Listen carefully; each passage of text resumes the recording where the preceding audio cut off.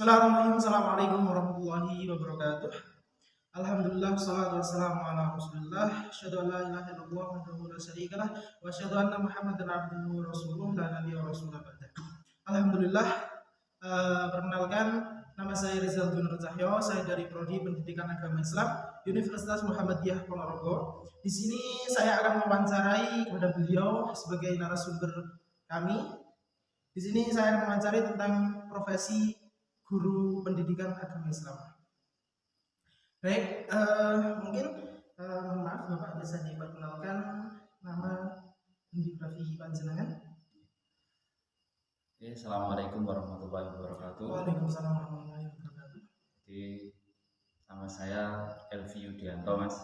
Saya ngajar sebagai guru pendidikan agama Islam di SDN 1 Tugurejo yang beralamatkan di Desa Tugunongko, Tugurejo.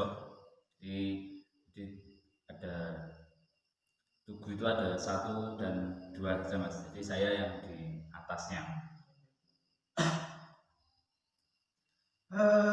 Oke Bapak, bagaimana jenengan kok bisa memutuskan menjadi guru pendidikan agama Islam di SD tersebut? Ya, maaf aja. Jadi sebelumnya saya ini baru 1 tahun menginjak masuk tahun pertama ya, 1 tahun. Jadi di Tugurejo ini saya juga masih adaptasi, juga masih pengenalan terhadap karakter anak-anak dan lain sebagainya. Kalau untuk motivasi sendiri, sebenarnya dulu sih sempat ya, Mas. Jadi untuk berhenti di dunia pendidikan itu sempat berhenti. Cuman awal mula kalau dulu memang sudah sempat belajar mengajar. Cuman kan ujungnya kemarin pas masa-masa masih kuliah ya, masnya ini jadi sudah belajar mengajar ya, walaupun hanya belajar. Jadi pun saya juga pindah-pindah, Mas, jadi instansi ini ke instansi ini. Akhirnya tahun-tahun sebelumnya itu sempat memutuskan untuk rehat sejenak dari dunia pendidikan. Cuman dipikir-pikir habis itu kan memutuskan menikah, Mas, ya. Menikah, pulang, akhirnya kan mau nggak mau kan berdomisili. Nah, berdomisili habis itu ya cari kegiatan yang bermanfaat gitu, Mas. Jadi karena ada peluang, saya bisa, alhamdulillah dengan ini saya bisa masuk dan bergabung di SDN 1 Tugurejo ini. Oke, selanjutnya Bapak, adakah tokoh atau sosok yang menginspirasi jenengan untuk menjadi guru PAI atau motivasi dari tokoh tertentu? Kalau motivasi sih ini, Mas, ya, sebenarnya lebih ke orang tua. Jadi orang tua itu ya sebenarnya kalau terlihat kasat matanya sih emang enggak, meskipun saya ini tidak berkecimpung di dunia pendidikan, tidak mengajar, sebenarnya sih tidak mengapa. Cuman mungkin di awal beliau menggebu menyekolahkan sekolah ya, memberi pendidikan saya sampai bisa sarjana ya, bisa S1, bisa mengambil S1 pendidikan agama Islam ini. Jadi lebih ke orang tua lah, Mas. Jadi motivasi utama orang tua. Iya, karena ya harapan beliau itu tetap kalau bisa kan anaknya jadi ini ya. Mungkin seperti itu, Mas. Oke, baik. Tentunya kan jadi seorang guru PAI apalagi di SD ini kan punya tanggung jawab dengan anak-anak yang sangat dengan lokasi dan kondisi anak-anak SD. Berarti kan tanggung jawabnya lebih kan. Dan itu bagaimana atau caranya jenengan untuk tugas jenengan dalam menangani anak-anak tersebut? Kalau ya untuk itu sebenarnya sih ini masih dalam proses ya, Mas, ya. Soalnya sebelumnya saya jenjang SMP. Oh, SMP. Jadi di jenjang SMP terus saya akhirnya pindah ke jenjang SD. Jadi ini masih tahap belajar dan sedikit kalau ya seperti itulah mas kegiatan anak ya masih usia anak-anak, jadi kita lebih harus kayaknya lebih ekstra daripada jenjang yang menengah gitu ya, menengah gitu. Terus bagaimana jenengan menyusun rencana pembelajaran yang efektif di SD tersebut, khususnya pelajaran pendidikan akademis? Kalau untuk keefektifan itu, kalau anak itu kan masih seneng apa mas ya namanya, kayak permainan, terus ada kayak misal hal-hal yang gimana ya, yang seru gitu loh. Jadi misal ya untuk keefektifan kita kan masih ada waktu untuk prepare di jam atau di kelas berikutnya mas. Jadi dalam satu hari itu saya bisa misal masuk, jadi ada tidak full satu kan, tidak untuk PAI sendiri tidak full satu hari penuh mas ya. Jadi nanti selesai jam pelajaran PAI itu saya masih ada waktu luang untuk membuat menyusun persiapan pembelajaran untuk hari besoknya. Jadi mungkin masih ada spare waktu untuk ya tetap belajar mas, kita tetap hari-hari tetap belajar. Oke, apakah di instansi SD apakah kan di sana misalkan satu hari itu kan nggak satu kelas gitu kan, jadi kan banyak kelas, mungkin kelas 1, kelas 3, kelas 6 dan sebagainya. Apakah sebelum jenengan mengajar di kelas tersebut, apakah jenengan menyusun persiapan kados kayak kita kenal kayak di pondok ada IKDAR untuk kelas ini dan kelas itu, nopo manut sesuai dengan buku LKS dan panduan? Kalau kita tetap buat persiapan itu tetap, tapi kita tidak terpaku sama LKS ataupun buku pegangan itu, kita tidak terpaku pada itu. Nah, kita nyari, apalagi sekarang ya mas ya, kalau untuk bahan referensi yang kita sangat banyak ya terus, dan itu kita mencoba cari yang sesuai untuk anak tersebut dan memungkinkan bisa sebisa mungkin anak itu tertarik dengan tema saat itu gitu loh mas. Jadi kita tidak terpaku pada LKS terus terus tugas-tugas dan lainnya, tidak. Jadi kita sesekali kita mungkin juga harus beda, soalnya anak itu jenuh mas, misal kita monoton gitu. Terus pastinya kan dengan cara ini, dengan metode ini kan pasti seiringnya hari atau berjalannya waktu kan pasti anak itu bosan, jenuh dan lain sebagainya.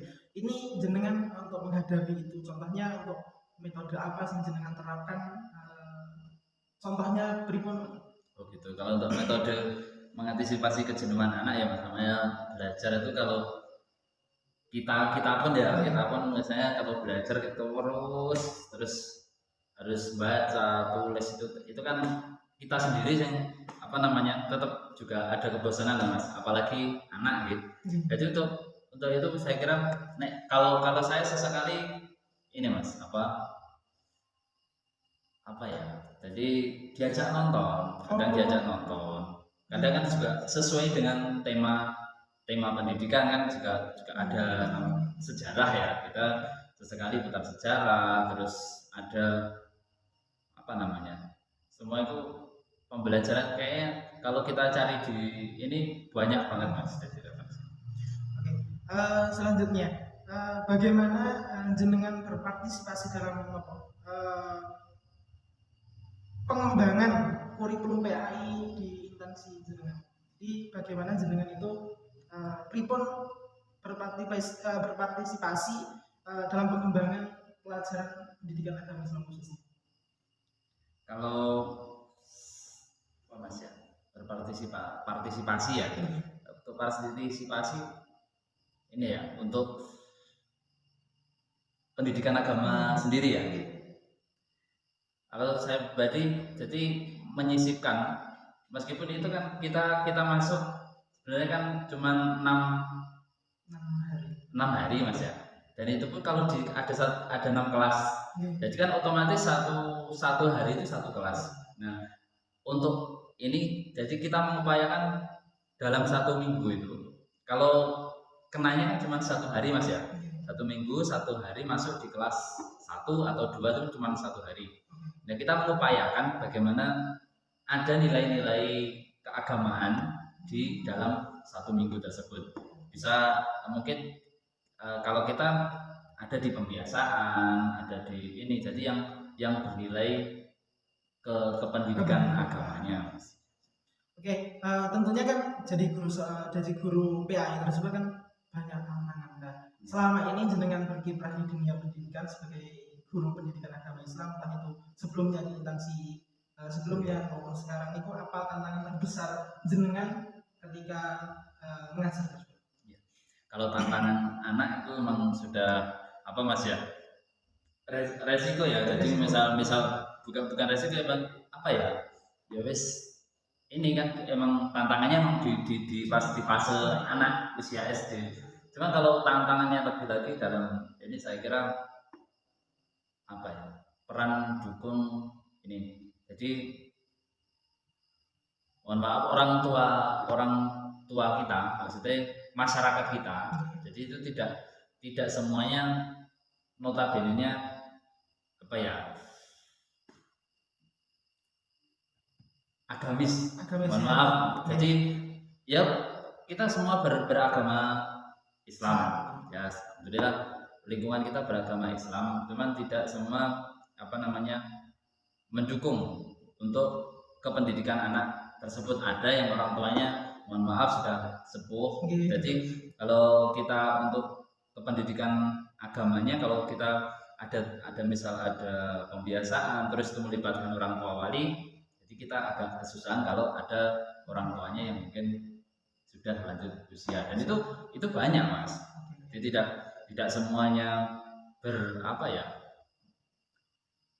berupaya untuk anaknya, itu tidak semuanya. Jadi ada kendalanya mungkin yang orang tuanya tadi sudah lanjut usia, jadi untuk mengajarkan anak keagamaannya agak ini, jadi perlu tambahan. Ini jadi kan mengajar PA ini kan banyak tantangannya. Contohnya kan di lingkungan SD tersebut kan buatan semua masyarakat atau semua wali murid itu kan lingkungannya agamis. Ya, walaupun agamanya Islam, tapi kan ada yang agamis banget, ada yang biasa-biasa. Jadi kan tantangan terbesarnya kan itu. Niki lanjut, bagaimana jenengan metode yang jenengan berikan atau pelajaran apa yang jenengan gunakan untuk membuat pelajaran PAI itu kesannya lebih menarik bagi siswa? Kalau untuk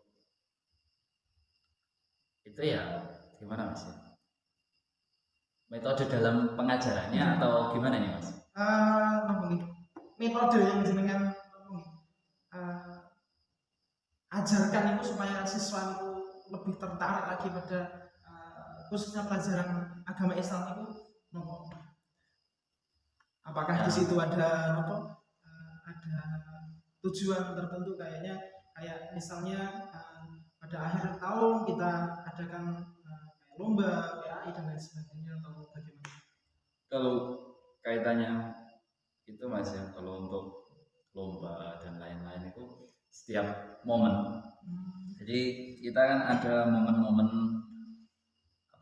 keagamaan Islam Mas ya, momen-momen Islam, ada Isra Mi'raj, terus kita makainya di momen-momen tersebut.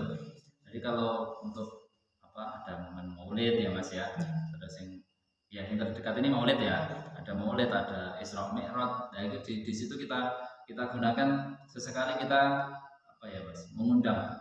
Kalau kemarin kita mengundang buat daya tarik anak, karena masih usia anak-anak ya, jadi ketertarikannya kan hal-hal yang ini. Jadi kemarin kita sempat mendatangkan apa namanya semisal pendongeng. Nah itu kan juga menjurus mas ya.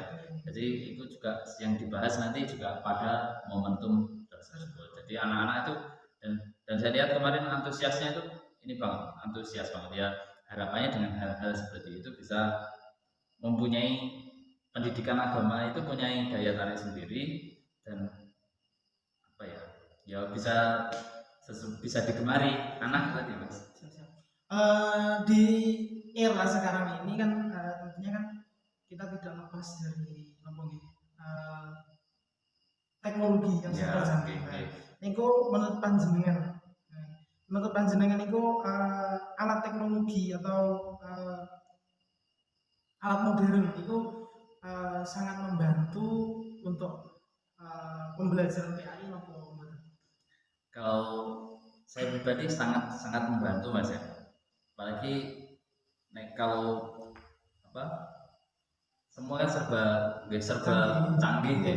Jadi kita bisa mau gak mau kan kita ngikuti pakai itu, dan anak pun juga saya yakin meskipun usia segitu semua sudah apa namanya, kalau masalah gadget HP ya, HP itu saya kira untuk mengoperasikan bahkan yang kelas 1 dasar itu sekarang sudah bisa. Dan kalau masa itu ya sangat bantu mas, jadi kita mencari referensi, kita kan juga baliknya lagi ke HP lagi kan. Jadi kan kesimpulannya kan dunia alat atau teknologi yang serba canggih itu kan di era sekarang kan sangat membantu. Nopo apakah panjenengan itu ketika mengajar di kelas itu menggunakan salah satunya menggunakan alat teknologi yang serba canggih, mungkin dengan proyektor atau ya, mungkin dengan anak-anak membawa HP dan lain sebagainya? Kalau itu sifatnya tidak keseharian mas, jadi tidak setiap waktu, cuman itu juga sering kita gunakan. Kalau ya tinggal kita kembali pas saat itu yang akan kita bahas apa gitu mas. Jadi tetap kita menggunakan misal kalau untuk anak membawa HP itu untuk PAI sih selama saya setahun saya belum pernah mencoba, tapi kita bisa menggunakan aplikasi HP itu. Jadi sekarang kan sudah canggih mas ya, jadi kita ngasih soal terus anak bisa ngerjakan online dari rumah, terus sekalian nanti bisa apa namanya muncul ininya kan sudah sekali kita pakai hal seperti itu. Jadi sifatnya enggak setiap hari ya, kita selang-seling mas. Terus seberapa penting pelatihan atau workshop bagi pengembangan profesional seorang guru PAI? Workshop mas ya. Jadi ya sebenarnya itu penting banget mas. Jadi untuk menambah apa namanya wawasan kita, terus untuk matching nih matching ini apa ya mas ya? Menyamakan kita juga ada. Kalau semisal kalau pendidikan agama sendiri kan ada forum tertentu, nah itu nanti di situ ada setiap bulannya, hampir setiap bulannya itu kita mengadakan pertemuan mas, jadi untuk ini perkembangan pendidikan agama, jadi menyamakan instansi satu dengan instansi lain, mana yang bagus yang bisa kita adopt, dan itu juga ada ya semisal workshop setiap ada pematerinya. Oke. Selanjutnya kan jenengan mengajar sebelumnya di instansi lain dan sekarang SD. Nah, jadi kan jenengan pastinya banyak pengalaman. Apakah sebelum Anda terjun ke dunia pendidikan sebagai profesi guru PAI, apakah jenengan sebelumnya pernah mengikuti pelatihan atau pelatihan mengajar atau pripun untuk meningkatkan kualitas pendidikan tersebut? Sebelumnya juga sering mas ya pelatihan itu, karena kalau dulu di instansi yang dulu itu bahkan ada yang mewajibkan, jadi kita harus belajar ke sini dan itu diwajibkan. Jadi ya karena ya pentingnya itu tadi ya tetap kita ikuti terus mas. Oke, kita lanjut ke tentang tantangan dan solusi. Oke. Mengatasi tantangan, apa sih jenengan apa saja tantangan terbesar yang jenengan hadapi dalam profesi ya ini sih tantangan terbesar jenengan menurut jenengan selama jenengan berkiprah dari instansi sebelumnya sampai ke instansi sekarang ini? Kalau untuk instansi yang sifatnya negeri mas ya, negeri terus ini saya kira waktu mas. Jadi waktu kita itu kan tidak ini ya emang jatahnya segitu mas ya. Jadi karena kita tidak ke setiap harinya, terus tidak setiap harinya bertemu dengan anak didik, ketemunya kan di kelas ini hanya satu minggu sekali mas ya. Jadi saya kira kalau untuk memasukkan, sedangkan kalau kita belajar mas ya untuk anak segitu terus pendidikan karakter dan lain-lain kan lebih ke apa namanya kedua ya. Jadi contoh kita harus jadi pencontoh dulu dan sementara ini kita kan masuknya jarang-jarang, jadi nggak setiap hari nah, makanya tadi di awal kalau nanti kan kalau bisa setiap hari itu ada apa namanya pembiasaan sing kaitannya kali keagamaan untuk apa namanya jadi pembiasaan mas. Oke. Kan tentunya di SD di sekolah negeri khususnya kan jadi di sekolah negeri kan mungkin ada beberapa siswa yang mungkin agamanya mohon maaf Islam. Niku bagaimana caranya jenengan menerapkan pelajaran PAI terus anak yang mohon maaf yang non Islam niku sesuai dengan akidah mereka sendiri. Caranya menerapkan di instansi tersebut. Jadi kebetulan mas ya, kebetulan di SDN 1 Tugurejo ini alhamdulillah bukan mayoritas lagi, jadi keseluruhan agamanya Islam mas. Jadi kita untuk tantangan itu, untuk menyikapi itu untuk tahun-tahun ini dan pengalaman saya masuk 1 tahun ini tidak ada. Jadi kelas 1 sampai kelas 6 itu alhamdulillah semuanya muslim mas. Terus tentunya kan sekarang ini banyak pengaruh di era globalisasi. Bagaimana era globalisasi mempengaruhi cara jenengan mengajar PAI? Ya seperti tadi mas, era globalisasi kan kayak pas misal di apa gadget dan lain-lain.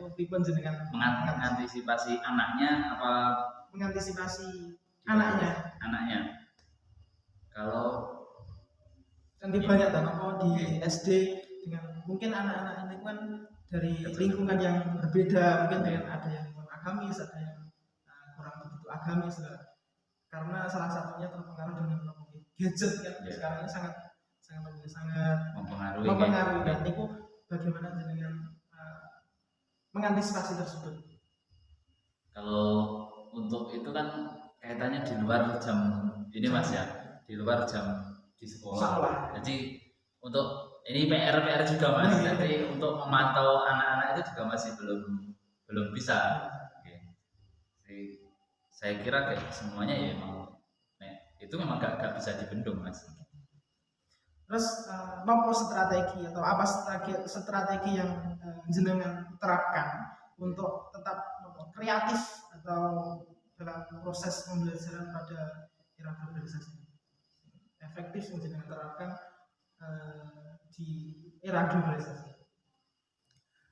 Kalau nenek kulo ini mas ya, nek wau. Jadi di awal menggunakan alat-alat itu tadi untuk media pendidikan juga. Jadi kata jenengan ketika ada proyektor, kita pakai proyektor, terus ada simulasi video, kita juga bisa ditontonkan video tersebut tentang sejarah dan lain-lain. Kalau dan lebihnya kalau untuk strategi, kalau untuk anak gitu, saya kira yang lebih mengena juga ini di pembiasaan.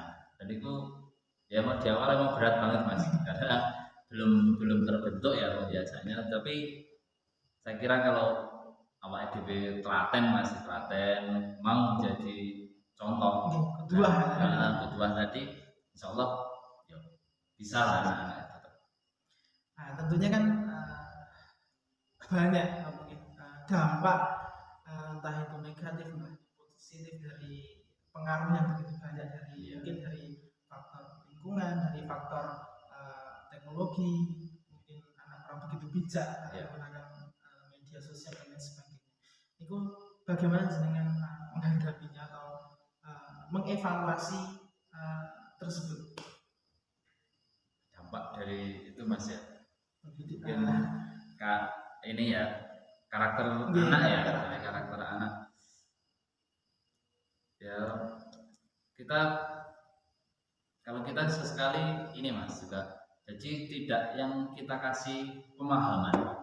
Jadi kalau itu kan memang susah ya pasti bendung, ya kan.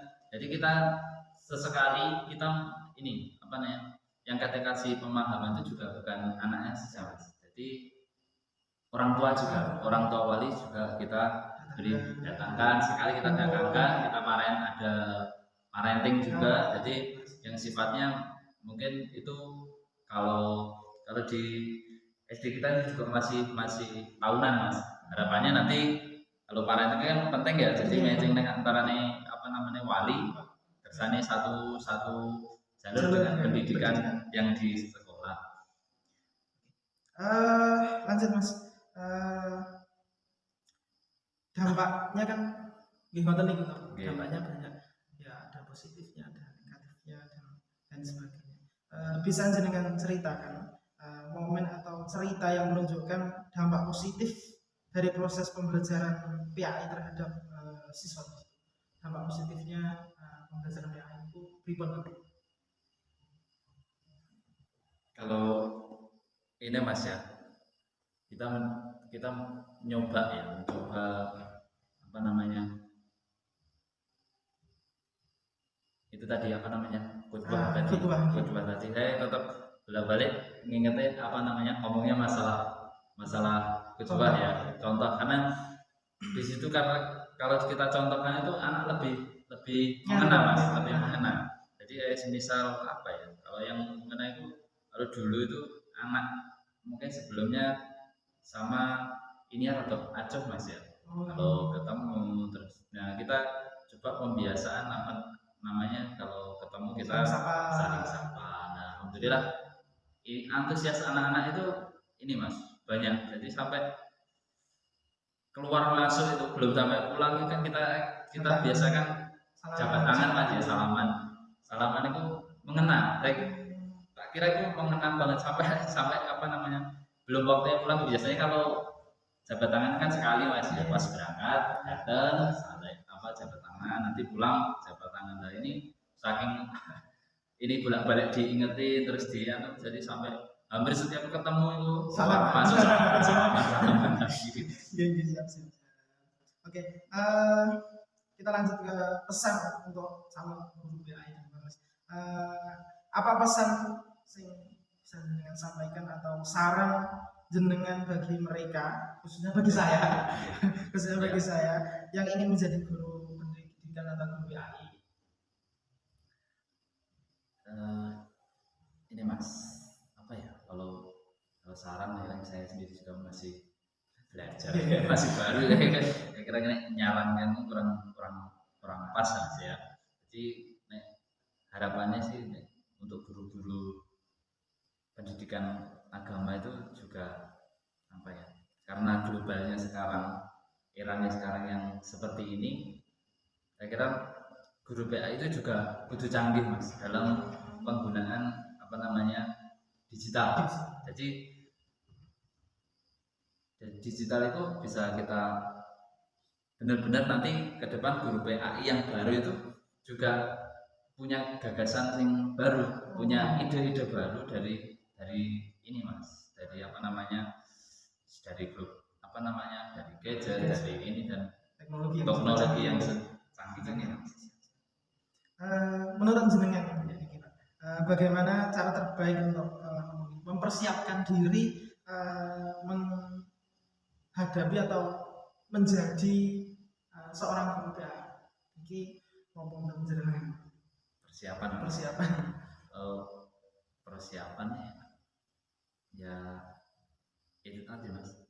Jadi guru itu apalagi guru PA ya, guru itu kan kalau di ini kan juga tidak harus lebih pintar dari muridnya ya, dari pendidiknya, cuman harus lebih berkarakter, lebih beretika. Oke.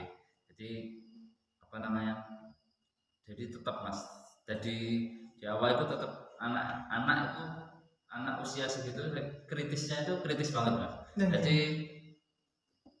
apa ya, jadi misal kita harus punya karakter yang bagus, punya ini apa sopan santun sing bagus, kebiasaan yang bagus, jadi anak itu nggak ada celah untuk ini mas. Ini misal anak itu setingkat gini loh mas, setingkat misal pak ini kok apa namanya, misal kita melarang suatu hal, terus kita ternyata kita melakukan, nah ini kan anak itu ini banget apa namanya, kritis banget untuk hal-hal seperti itu. Alhamdulillah sekarang sampai di penghujung acara. Terima kasih Bapak telah memberikan khususnya motivasi terhadap saya sebagai guru pendidikan agama Islam. Kedepannya juga untuk para teman-teman penonton dan lain sebagainya. Alhamdulillah selama tadi saya mewawancarai panjenengan banyak pengalaman atau motivasi yang sangat membangun jiwa saya untuk menjadi guru pendidikan agama Islam. Terima kasih. Cukup sekian dari Bapak, matur suwun sangat, mohon maaf segala kesalahan. Terima kasih. Cukup sekian dari kami. Saya mohon maaf. Wahai kalam. Assalamualaikum warahmatullahi wabarakatuh.